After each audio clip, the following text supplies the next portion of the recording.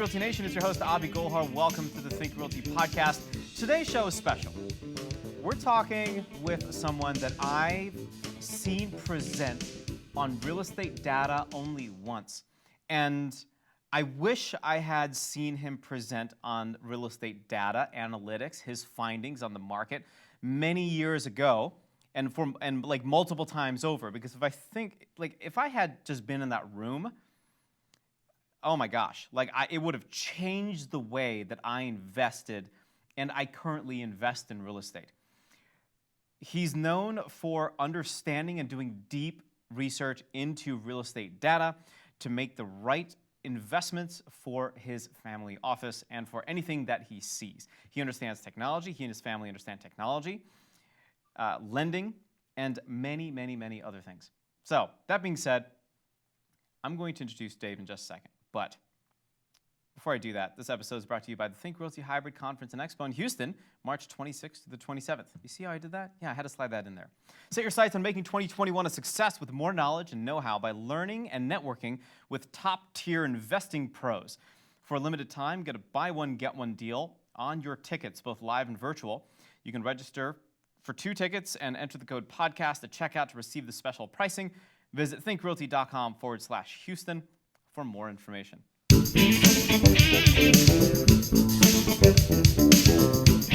Okay, so I wish I had a data brain like Dave Stech does. And if I did, I would probably be as good looking as Dave Stech is. And if I did that, then I think the entire world would be open to me. But neither of these things are true, which is why I need to make sure I had Dave on the show. So Dave, welcome to the show. Abhi, I appreciate it, and thanks for inviting me.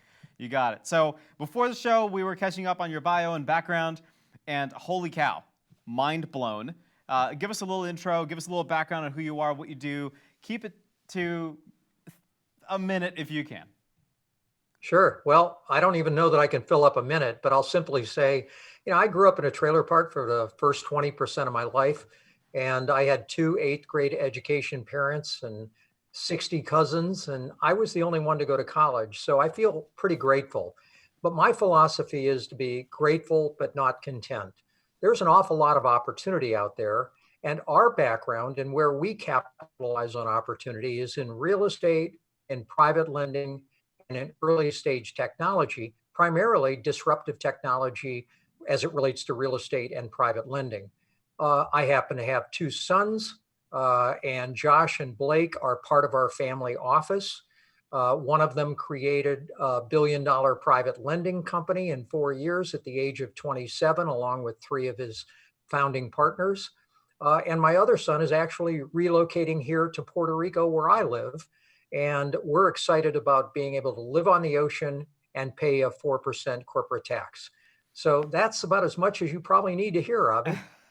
Yeah, I'm going to at some point join you guys in Puerto Rico on that 4% of corporate tax. I think that's a phenomenal strategy, for sure.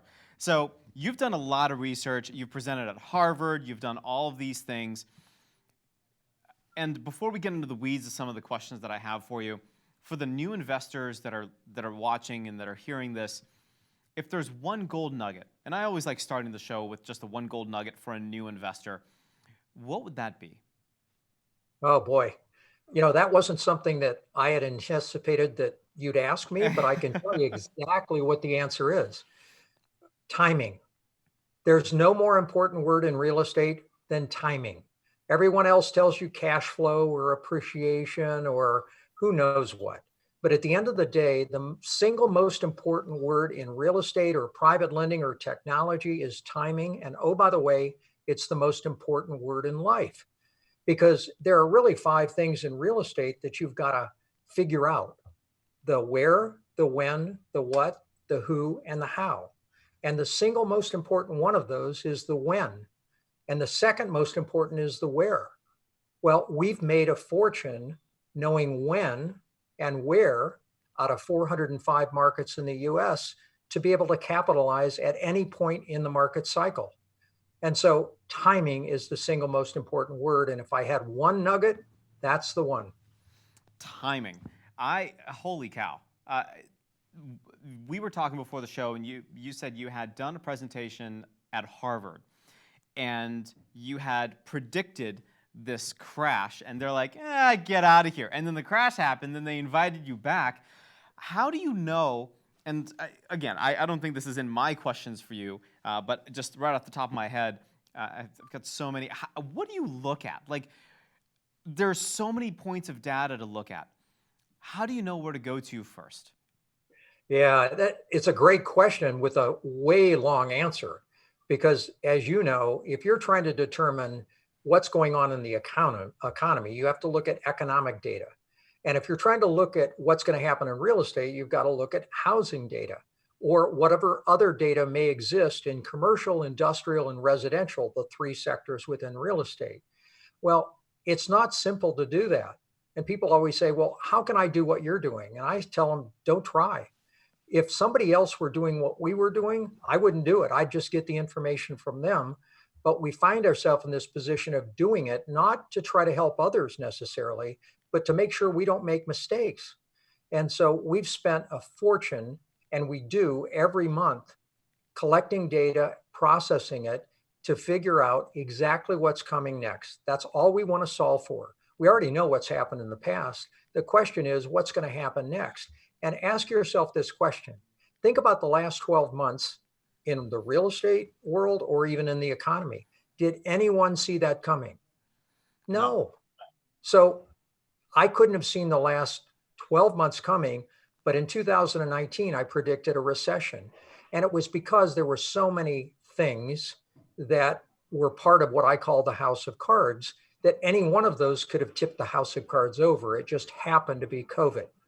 So it's not a simple answer. I wish it were. It's a long answer. And that's why, from a competitive standpoint, research is our competitive advantage. It allows us to make money when other people don't and save money when other people lose. So what do you see right now as the best real estate sector at this time in the market cycle? I think that's something interesting, right? Because like I look at single family, multifamily, commercial, industrial. What are you seeing out there? Yeah, it's a great question. Well, let's just kind of walk through it together. Sure. So there's three sectors. There's commercial, there's industrial, and there's residential. So let's take industrial. What fits in industrial? Well, it's basically plants and factories and warehouses. Well, plants and factories have had a heck of a year with COVID. And oh, by the way, warehouses haven't done very well either, unless they happen to have all online clients. But those who had offline clients have been crushed. So now let's look at commercial. Well, you tell me, how you feeling about shopping malls or retail or office or hotel? I mean, office was one of the darlings, and now everybody is doing stay at home. And self-storage is not bad, but what's going to happen when someone has to make their mortgage payment over a decision around making their self-storage payment? So foreclosures only happen when forbearance gets to the point next year where it could potentially be an issue.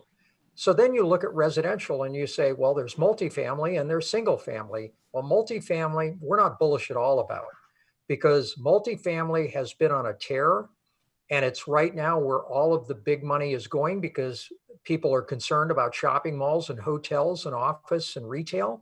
And so money's going there, but it shouldn't be, because it's overbuilt, over permitted. And we believe that there's going to be a reversal of the fortune that apartments and multifamily have enjoyed over the last many years.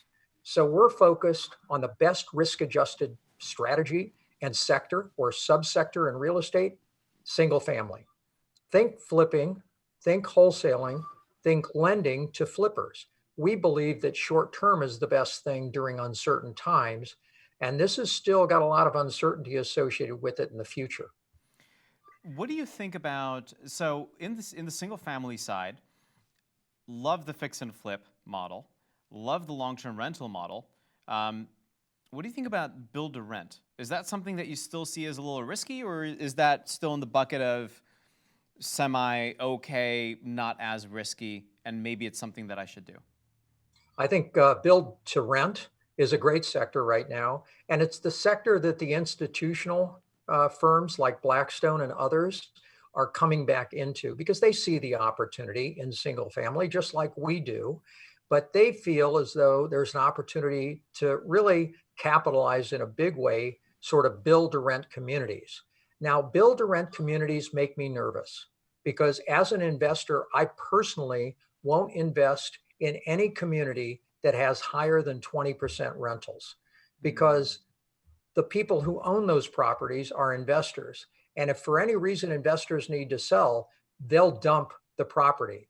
Whereas if it's created around a community of homeowners, it takes a lot longer for decisions to potentially adversely impact you. But I do believe build for rent is a great space. And so it is one of the areas within single family that we like. And we have invested a fair amount of money in rentals through other folks who have funds that we believe in, who are as good at what they do as we are at what we do. So the strategy that you're deploying within residential, so you like residential, within residential, one of the strategies that you're deploying then, from what I'm understanding, is lending. Are there any other strategies, or in addition to lending, any other strategies that you're finding to be the best bang for your buck, the best ROI for your funds? Sure. Great question. Well, remember, we're a family office, and I have two sons and myself. And one of my sons is the co-founder, and CEO of a little company called Sundae, SUNDAE.com. Sunday, like the cherry on the top, not the day of the week. Anyway, he co-founded a company a couple of years ago with the former CFO of Airbnb, and they have been on a tear. What have they been doing? Flipping, wholesaling, and lending. The three things that we as a family like. So he's focused largely on that side, and I'm focused largely on the lending side. So we do, as a family, more from a lending standpoint than he does as a company in the real estate space. But he's created a marketplace for people to transact. So flippers can go there and look at properties that are available to be wholesaled. So it's an integration of technology into real estate, like we've integrated technology in private lending. But my favorite one is always going to be private lending. Why? Because if you think about the 6 F's of real estate, the 6 F's are: you got to find it, you got to figure it, you got to fund it, you got to fix it, you got to fill it, and you got to flip it. Well, those 6 F's all take a different skill set. If you're going to find it, you've got to market. If you've got to figure it, you need to have some finance background. If you're going to fund it, you need to raise money. If you've got to fix it, you need to be, you have to swing a hammer. You have to know a contractor. If you fill it, you need to have a property management background. And if you flip it, you need to have some sales experience. 6 of those competencies make it very difficult for flippers. And that's why a very small percentage of flippers actually succeed. By contrast, a lender, a private lender, a hard money lender, only has to fund a deal. So they only have to have one skill set, and they work with people who do all the rest of the work. And I love the model where I basically get to cheat off others, right? Yeah. Where they do all the work and I write the check and get a bigger one back. So from an effort to return ratio standpoint, it's much better to be a lender than a flipper. From a risk mitigation standpoint, you're at the good end of the capital stack, as you understand, and everyone does probably listening to the show. So we have less risk, we do less work, and we have a better effort to return than anyone else in real estate. So what would you say would be some of the best ways to get into private lending? Because you have a lot of folks that, they don't want to flip. They don't want to jump into that space. Kind of like me, right? Like, honestly, I'm 5'5" and 130 pounds wet. Like, I know what a sledgehammer looks like. There's no way I'm going to pick it up. I just can't do that, just hard labor. It's not in I'm too pretty for it, really. You and I are cut from the same cloth when it comes to that perspective. Exactly. How do you get into private lending? What are some of the things that you need to know to set it up right so that you can enjoy a future where you're growing your money and you're making money, you're putting it over here into your private lending bucket? Sure. Well, I would say that there are 3 things that you need to vet in order to make a conscious and informed decision about doing a deal. One, you got to vet the market. What market are you going to lend in? Number two, you've got to vet the borrower. Who are you going to loan the money to? And number three, you got to vet the deal. Do the numbers make any sense at all anyway? Well, we have a workshop called Just Be the Bank. In fact, I think the URL is justbethebank.com. And you literally can go there and sign up and get a little bit of background and maybe even look at some of our modules on how to vet both the deal, the borrower, and the market. Because at the end of the day, if you can do that, then you have three other options. You can either loan your own money, you can broker deals to others, or you can put together a fund and do more deals than you ever could on your own by working with other people who want to write a check and have you do their work. So that's what we put together. That's what my son and I have done, as he was one of the co-founders of that big company that you mentioned.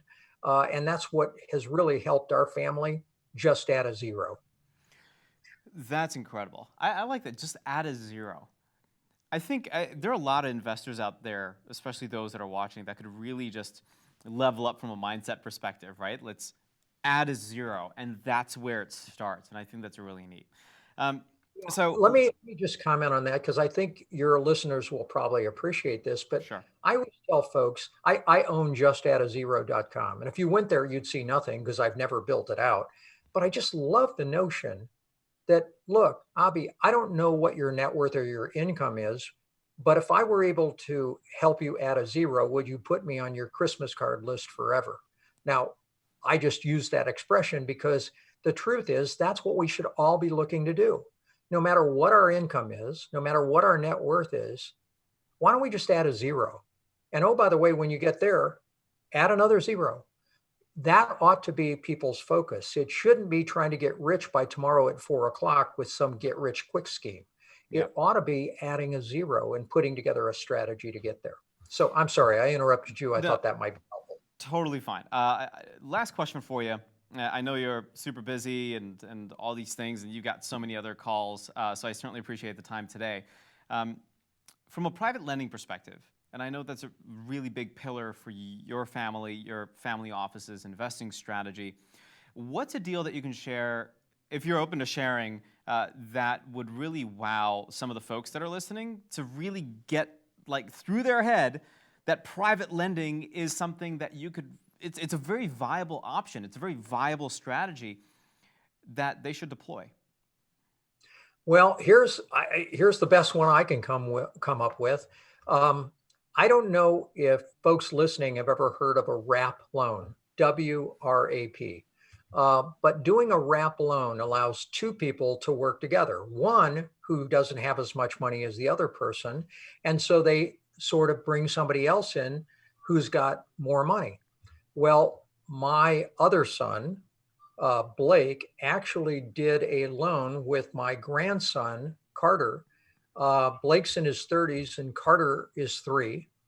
And we put together, for the purposes of legacy, because we wanted to plant the seed of self-reliance and wealth in my grandsons, we set up a Roth self-directed IRA. Mm-hmm. Now, in order to do that, they had to have enough earned income. So Carter is under a modeling agreement with our company so that I can show people his photo, and he's a model for our company, and we're able to pay him.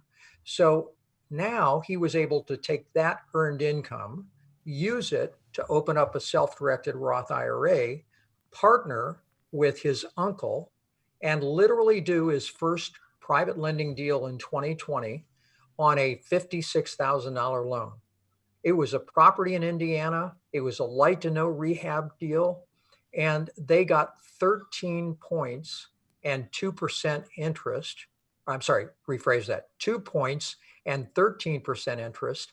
And it turns out that the cool part is the way that they structured it as a WRAP loan. Yeah.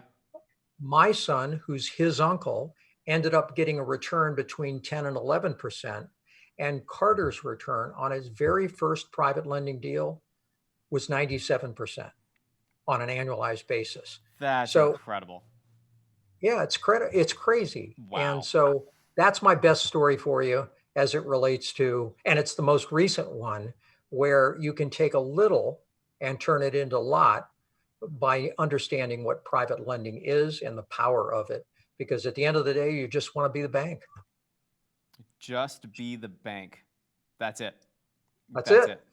it. That makes so much sense to me. That plays to my strengths of not doing anything and just lending money, right? Like I want to be the lazy guy.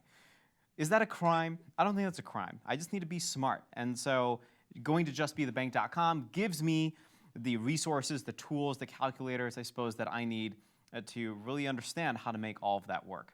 So, Bobby, it doesn't make you a bad person, not wanting to work. In fact, we have T-shirts that say, "It beats working." man, okay, I need a T-shirt. I like that. Dave, thanks so much for the time. This has been really insightful and really eye-opening from just even a data perspective. The fact that not a lot of people do the research and they invest in a piece of real estate or they invest in a stock just because they heard about the fact that this sector is hot or this sector or this stock is doing well. One thing that I admire about what you've done is the thorough due diligence to create those 3 verticals that you're so good at. And you just go all in on those verticals and you go all in on that strategy. So congratulations to all of that success for you and your family, but also for coming on and sharing some of your thoughts on how our viewers can also get there. Because it's not an overnight thing, right? It's not you're going to be a multimillionaire by tomorrow at 4 o'clock or in between the commercials on HGTV. It really takes time. It takes effort. It takes mentors. It takes understanding data. And if you're not willing to do that, then frankly, if you're watching this, walk away and try again next year. But if you really want that edge, then it's a daily effort. And you know what? You're going to make mistakes some days, and some days it's going to feel like crap, but keep the eye on the prize. And to summarize, it's possible. And you're looking at it. It is. So It is. And I would tell you to tell your listeners as well, everything that you said plus, you don't have to know everything. Because one of the things I realized is I don't know everything, but I know everything I need to know right now to do incredibly well in the market because I know other people who know what I don't. And that's where Think Realty comes in. It's where Eddie comes in and Avi, you come in because you've helped people get to where they're trying to go quicker because you've forgotten more about what they need than they'll probably ever know. So if you're not going to know everything, partner with other people who do. And that's where you and Eddie and Think come in. bingo. Dave, thanks so much for the time. I appreciate it. We'll have to have you back on in a couple of months to get your perspective on the market for where 2021 is and see how your predictions have been holding up, which undoubtedly I'm sure they wouldn't have changed. So I hope so. Thanks again. www.justbethebank.com. Dave, again, thanks a lot. We'll see you soon. Oh, and to you, Avi. Thanks.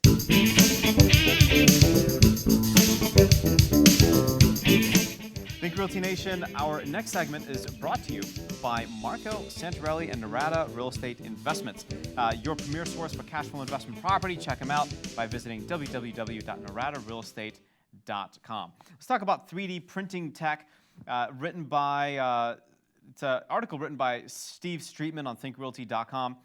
You know, one of the things that I've been having conversations with a lot of people, lenders and brokers and hard money lenders and flippers and builders all across the country over the last couple of weeks, is the fact that the cost of labor and the cost of materials is skyrocketing. So this article is quite curious. 3D printing tech. Can you build a house? Can you print a house? Frankly, yes. And if you're not paying attention to the 3D printing space in the home on the home building side, I think you might be missing out. And also, one of my really good friends, Aaron Norris, has been paying attention to this particular trend, and you can reach out to him as well. Every time we talk, he always talks about the 3D home printing space and how it's going to absolutely change the game in the next 5 to 10 years. Quote, this article, quote, the greatly reduced time and cost to build a home are the most touted advantages for 3D printed homes. Some companies are advertising that they can build a home for $10,000 and trying to get that price down to $4,000. Can you just think about that for a second? What your margins would be? Yeah, okay, it's not going to be as crazy as lumber and etc., but it's a very interesting thought to consider. So maybe you rumble about that over the next, let that marinate for the next maybe year and a half or a week and a half, and just think through where this can play an advantage into your overall investing strategy. Printed homes are more stable and can be better insulated than typical homes. Quote, using materials like extruded hempcrete, spell check, synthetic stone may also provide better sound insulation within the home.